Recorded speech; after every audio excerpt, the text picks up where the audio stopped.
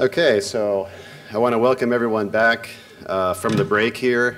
We are starting up at 10:35 sharp, which is actually 10:38, apparently Austin time. But I was doing, in my defense, I was doing some networking with some of our sponsors of TWS who made this event possible here. So I am pleased to introduce our next speaker. Hopefully it's coming up here in a second. And our next speaker is Dr. Gaurav Bansal, and he is going to be, sorry. Oh, Xinzhou, are you next? Okay, all right, let me check that's why we need the slide deck up here, so I make sure I got everything here correct here. Let's see. Okay, all right, good. Okay. Now I got it clear here. Okay, so I evidently should have spent another minute previewing the program to get everything correct here. So please introduce Dr. Xinzhou Wu from Qualcomm. He received his bachelor's from Tsinghua, master's and PhD from University of Illinois, Urbana-Champaign. And he is known for many things, among which is a book on OFDM, as well as having more than 100 patents issued. And he's going to talk to us today about a topic which I think is very interesting application of what 5G can provide, which is wearable technology and connections to Internet of Things. So, Xinzhou, please come to the stage here. All right, so this is going to be your clicker. I'll give you a 3-minute notice. All right. Thanks, Robert, for the very nice introduction. And for me, it's always been pleasure to come back to UT because over the history I have been, collaborating and working with many of the professors here. And my previous group in New Jersey, we had the pleasure hiring many of the, let's say, star students from WNCG, and it has been working great so far. And today I will be talking about something even a little bit new for me,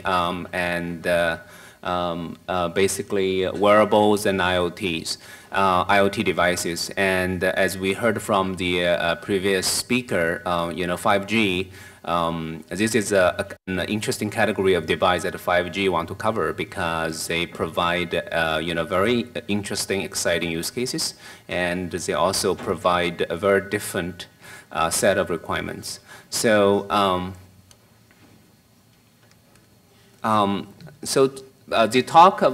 my talk today, though, I'm not going to spend a lot of time on either the use case on how we basically design the technology and the standards in 5G to cover these use cases. But rather, I would like to share with this audience some of the, let's say, experiments and some of the lessons we learned in Qualcomm research trying to design from bottom up a super low power, basically IoT SoC. And so to start with, so basically I don't think we need motivation to the lower power. But what I want to say here is basically IoT and wearable device, as I said before, they provide a very different category or different set of requirements as compared to smartphone world, which everybody is more familiar with. In particular, it has a much smaller battery, usually.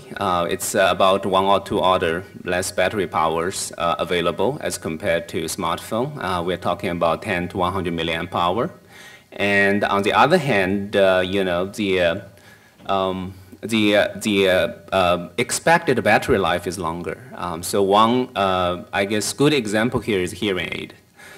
So for hearing aid, actually, you expect, because the battery is so tiny, you don't want to change it that often. So usually you expect the hearing aid to work perfectly fine in your ear for a week. Okay, so this poses a very, very interesting challenge on design the SoC for this category of devices.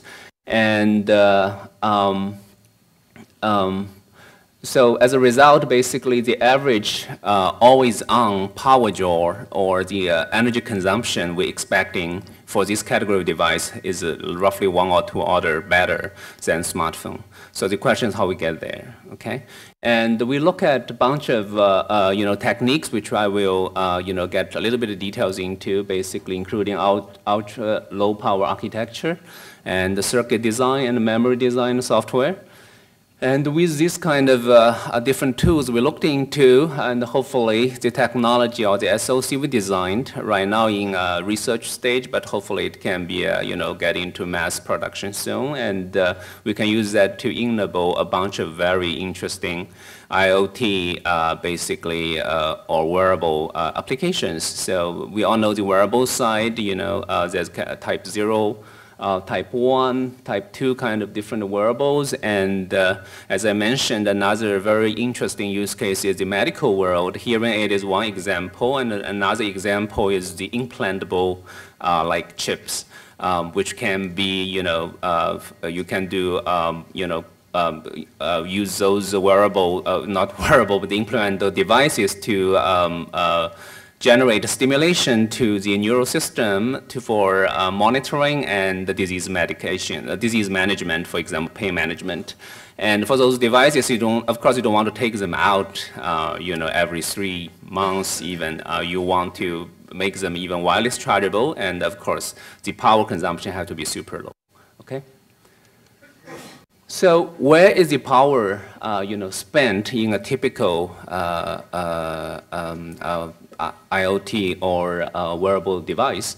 So if you look at the rock bottom, where basically the device is not really doing much, let's say it's deep sleep mode. So basically in this kind of operation mode, you're looking at dynamic memory. You need to keep refreshing it to keep the content. That will create some power consumption. And you want to also keep power supply to your static memory, and that's create another kind of power leakage of your overall system, and you need the power management unit running, okay?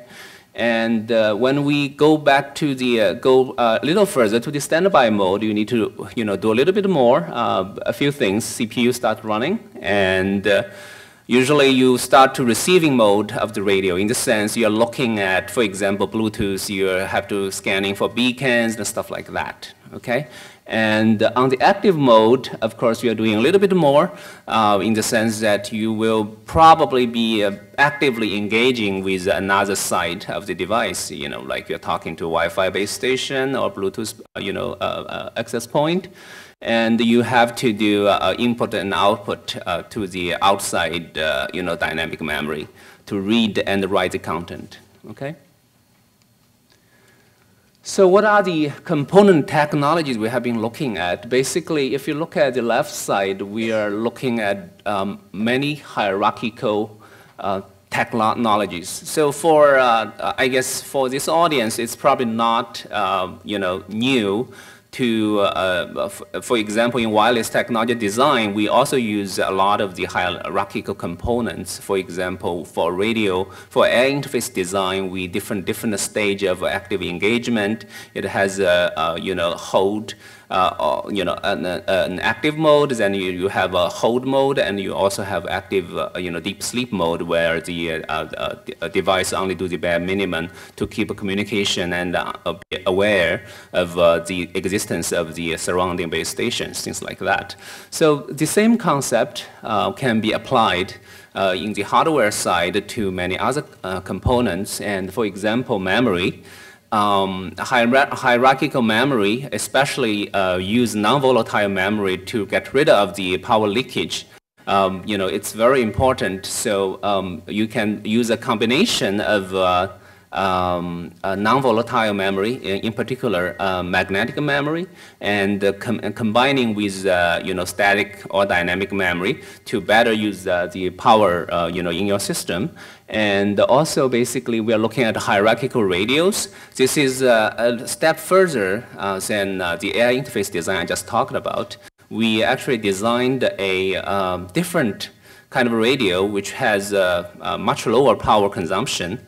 But it used, the technology cannot support high rate, but it's perfect to serve as a wake-up radio.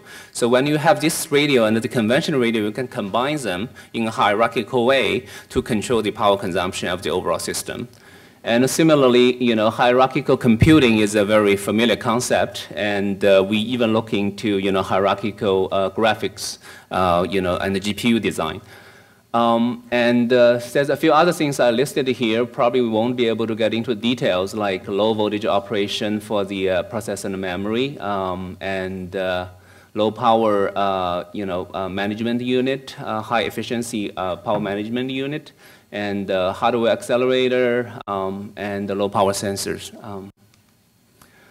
So how do we lower the SoC power consumption? So this is kind of a high-level overview of the different techniques we apply to different components of the SoC. As I mentioned, for memory, we are really looking at, try to replace dynamic memory, which require, basically constantly refreshing the memory to keep the content.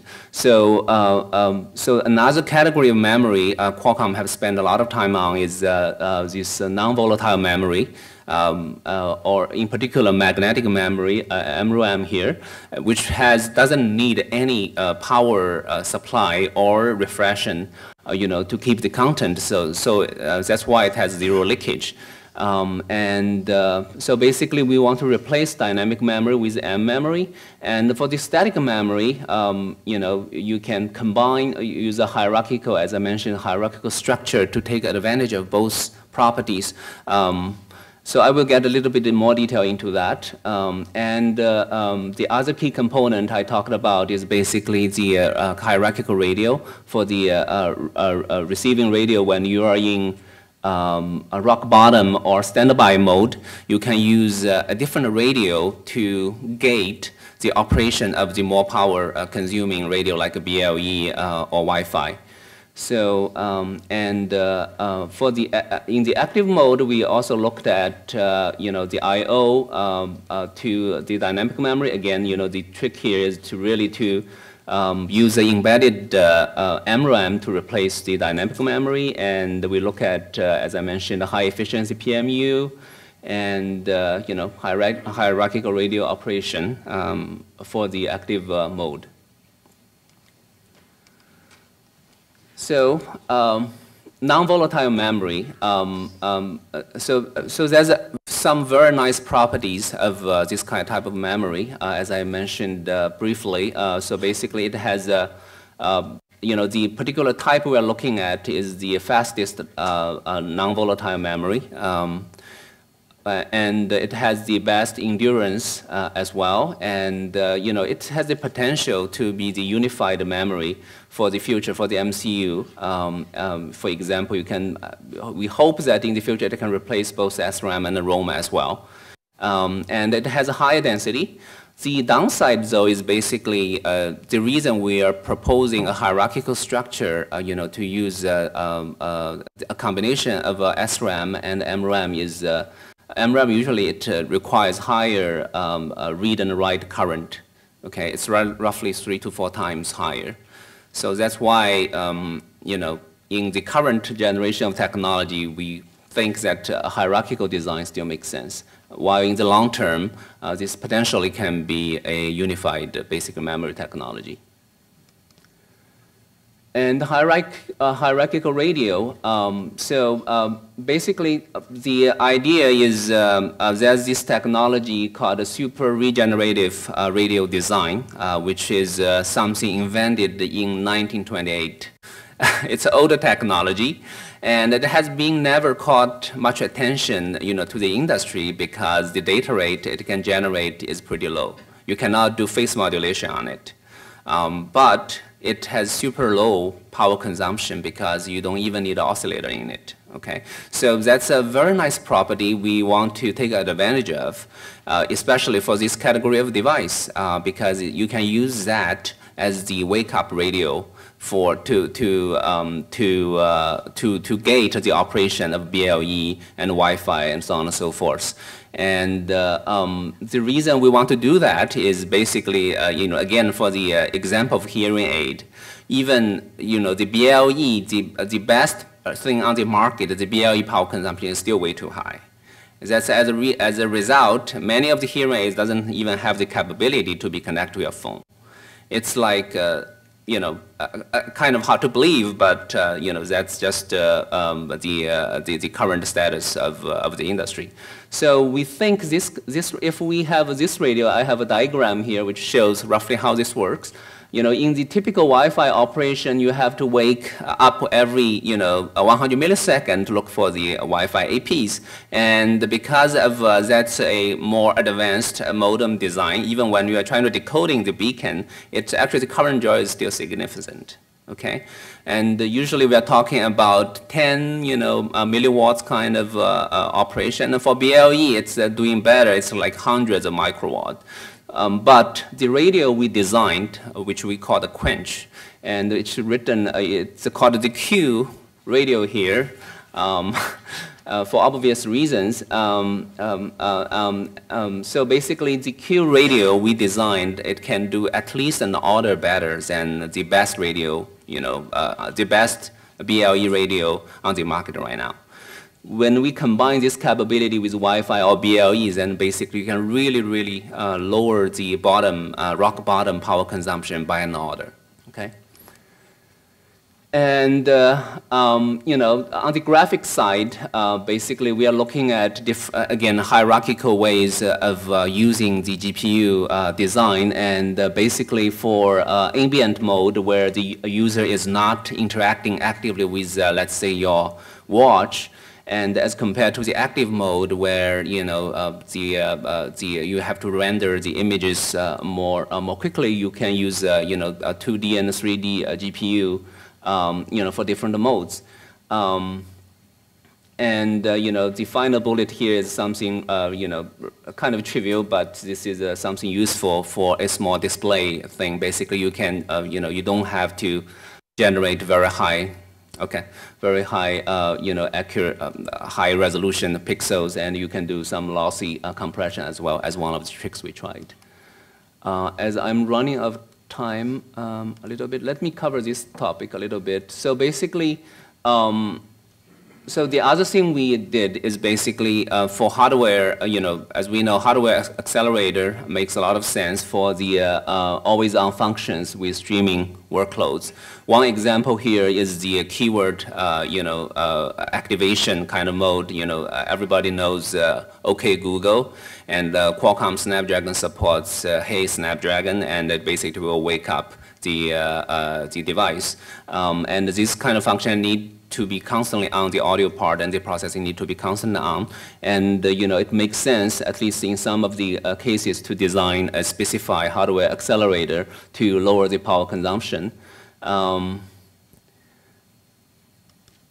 So anyway, so let me jump to the result of our experiment. So we looked into, again, from bottom-up approach, look at memory, look at all the tricks we can put together, and designed a test chip. And we tape out the test chip, and we try to see how well we are doing. And basically, this is some numbers here. As I mentioned, in the rock bottom case, you are spending tens of microwatts. This is unheard of before basically this chip. And it supports actually a variety of functions. As I mentioned, it can do sensor processing, the pedometer. This is one of the very popular use cases for wearables. And the CMC, which is motion classifier, heart rate monitoring, and tilt detection. And it can also do, always-on keyword detection. And we can run all these things in this chip, okay? And on the radio side, as I,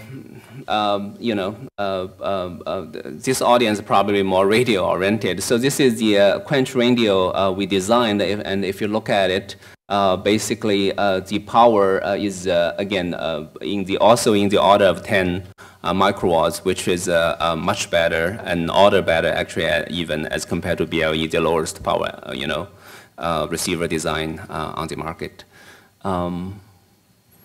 So with that, I will conclude my presentation and, open to the questions.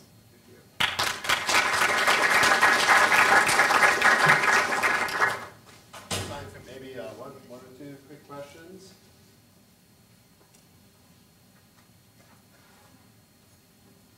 Any questions here from the audience, the present audience in the back? Yes, Gerhard? So how would going to a like FDSOI technology or something that uses very low leakage change the picture completely, or wouldn't it? Well, absolutely. Basically the low, always on power, a significant fraction is coming from the leakage. And if you can get rid of it, it will change the story quite a bit, basically.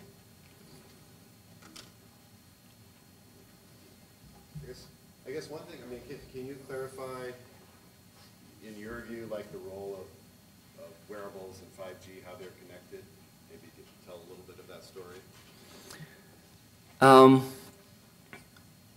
5G basically, as I said, it presented a very different category of requirements. Basically, the data rate is probably not that high, but you need the super low power consumption. So in the 5G standards, basically, especially right now, cellular IoT is also being examined. And I'm pretty sure it will become the element of 5G. So in this design, we have to take this requirement into account and design the radio very, very carefully so that it can support this kind of low power consumption. So the power consumption partly, of course, coming from the hardware side, which is the focus of my talk today, but it also comes from the interface design. So, probably a very carefully designed hierarchical interface makes sense. We can, introduce multiple stages of communication and really, really lower the duty cycle, these kind of things.